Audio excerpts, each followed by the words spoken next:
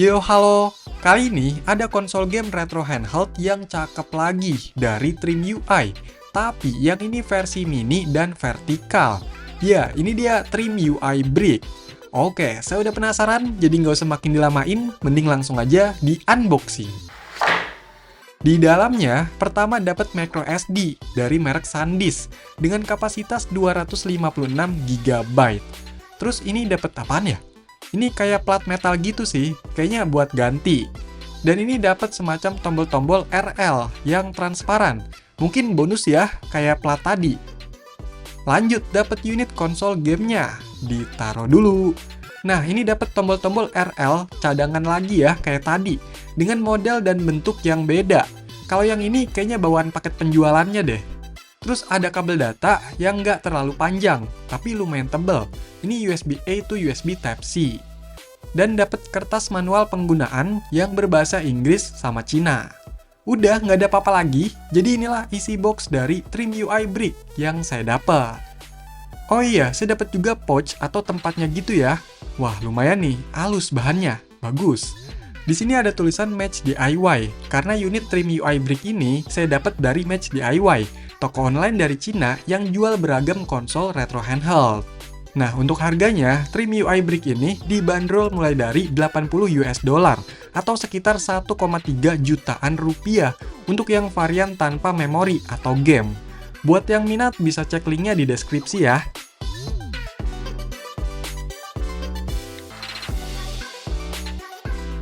Oke, lanjut, cek unitnya. Wih, saya dapat yang warna putih kayak gini, dengan paduan tombol yang didominasi warna abu-abu. Bahannya ini plastik finishing doff gitu ya, lembut dan secara modelnya juga ini kelihatan agak unik. Nah, layarnya masih diplastikin nih, saatnya dikletek aja. Di bagian depannya ini ada layar berukuran 3,2 inch, bawahnya ada tulisan Trim UI Brick, terus ada tombol-tombol di pad, tombol action XYAB, tombol F1 F2, tombol start, select, dan menu, sama ada 2 lubang speakernya. Kalau di sisi kanannya, ini ada switch function, tombol power warna hijau, dan bisa nyala juga, ada lampu indikatornya. Dan ada tulisan Trim UI Brick. Untuk sisi bawah, ada lubang jack audio, mikrofon, Type-C, tombol reset yang dicolok, dan slot micro SD. Langsung pasangin aja nih bawaannya. Di sisi kirinya ini ada tombol pengatur volume, dan di sisi atasnya ini ada lampu RGB yang keren kalau pas nyala.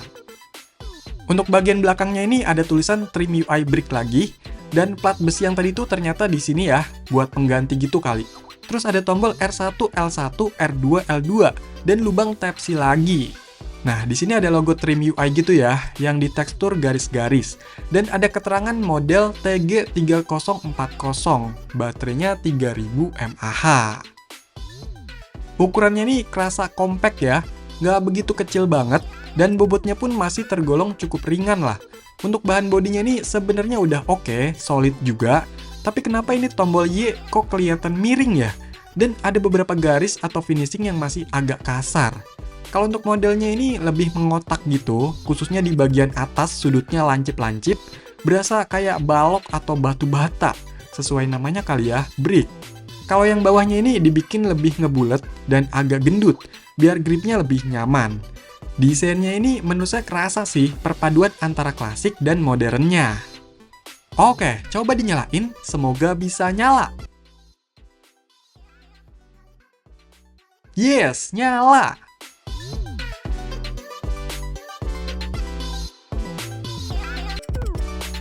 Dan inilah tampilan awal dari Trim UI Brick.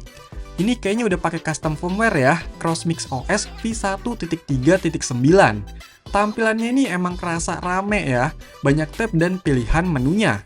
Kalau cek di settingnya, dia pakai base sistem Linux versi 1.0.5 dengan UI 2024-1105.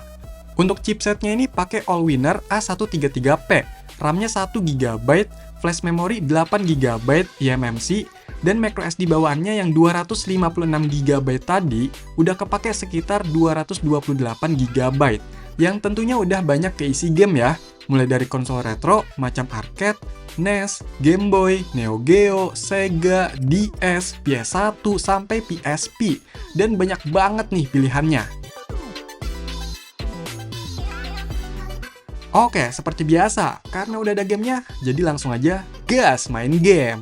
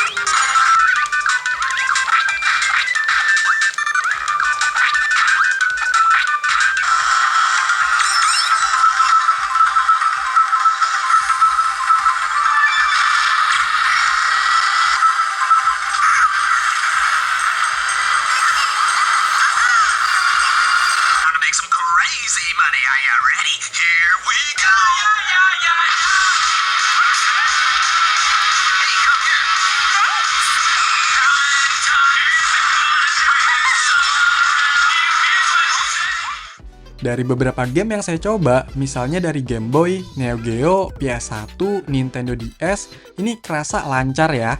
Paling untuk beberapa game di Nintendo 64 dan Dreamcast ini masih agak pilih-pilih. Sedangkan untuk PSP ini udah kewalahan. Pilih-pilih game juga, tapi rata-rata game populernya ya agak kurang angkat performanya. Rasanya kurang lebih masih nggak beda jauh performanya sama Trim UI Smart Pro. Paling di Brick ini kebantu sama layar dan resolusinya yang agak kecil dikit.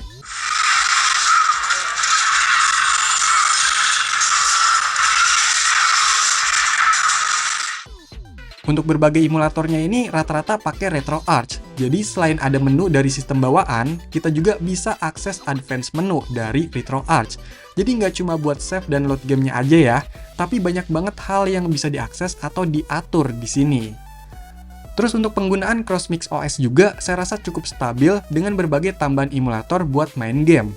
Dan fiturnya juga makin nambah nih, bahkan lebih advance juga. Macam temanya kita bisa atur font, ikonnya, tampilan tab, dan lain-lain. Terus ada berbagai tool buat cleaner, file manager, bahkan ada buat screen record. Jadi kita bisa bikin video gameplay langsung dari perangkatnya.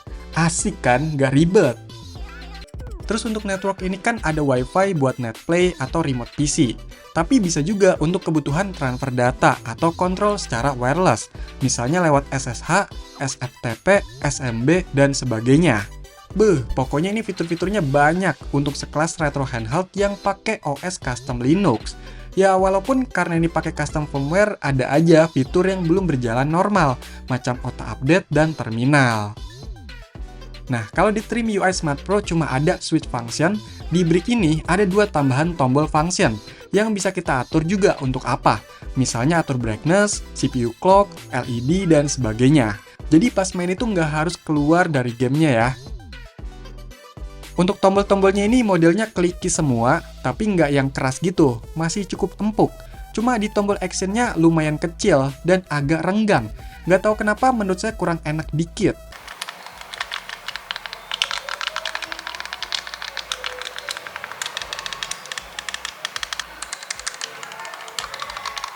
Dan nggak adanya joystick atau analog bikin terbatas untuk beberapa jenis konsol game. Walaupun solusinya bisa mapping analognya ke D-pad, atau bisa juga pakai controller eksternal, secara wireless lewat fitur Bluetooth-nya ini, atau kalau yang kabel bisa pakai OTG yang ada di tengah sini nih. Portnya emang nyempil ya. Nah, port Type-C yang di sini emang sebagai OTG host, buat nyambungin perangkat lain atau transfer data. Kalau yang bawah emang khusus buat charge aja. Nah, kerennya, tombol RL ini bisa dilepas dan diganti dengan mudah. Tinggal tarik dan pasangnya juga tinggal tekan aja. Berasa kayak modular gitulah.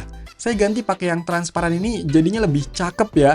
Ditambah lampu-lampuan RGB ini, makin tambah keren tampilannya. Ya, lampunya ini emang nggak biasa kalau menurut saya, karena ada di tombol function, tombol RL, dan di garis atas ini. Lampu-lampuannya ini mereka sebutnya Mood LED. Ini bisa berubah warnanya menyesuaikan jenis konsol, terus bisa diatur kecerahannya untuk masing-masing bagian, bisa juga dimatiin semua. Tapi sayangnya ini nggak ada mode lainnya ya. By the way, bagian layarnya ini juga bisa diatur-atur, mulai dari brightness 10 level yang kerasa terangnya, bisa juga atur kontrasnya, saturasi, temperatur, dan exposure. Terus untuk layar sekecil ini, resolusinya termasuk cukup tinggi, 1024x768, dengan panel IPS, jadi makin jelas lah ya gambarnya. Cuma sayangnya, belum support display out nih. Secara gripnya, konsol mini pastinya nggak bisa berharap untuk kenyamanan. Tapi udah oke lah, dari dimensi dan bobotnya masih cukup mengimbangi. Tapi di bagian belakang di plat metalnya ini kerasa agak panas ya. Di jari telunjuk ini nih, yang posisinya emang deket sama plat metalnya kalau buat main. Apalagi ini pakai chipset yang terbilang cukup panas, sama kayak di Smart Pro. Terus untuk warna putih gini, kudu hati-hati aja, gampang dekil, apalagi finishingnya doff. Dan bagian plat ini juga gampang lecet.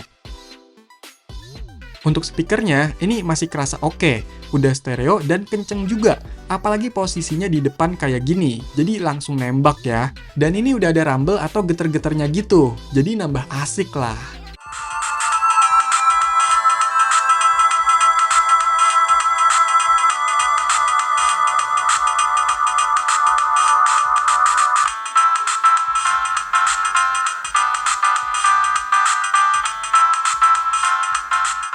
Untuk baterainya ini bisa dapat playtime sekitar 4-5 jam.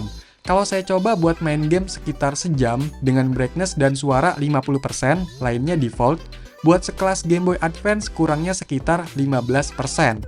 Main game PS1 itu kurangnya sekitar 20%, dan main game sekelas PSP kurangnya sekitar 20%.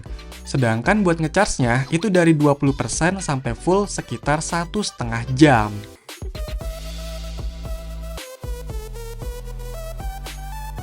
Menurut saya, Trim UI Brick ini sebuah retro handheld mini yang desainnya cakep, layarnya mantep, fiturnya banyak, termasuk pilihan custom firmware-nya, dan ada inovasi uniknya.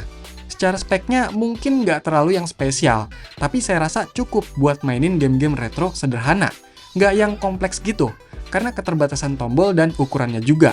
Walaupun tetap di sini ada pilihan atau alternatif buat maksain main yang berat, tapi kurang nyaman ya.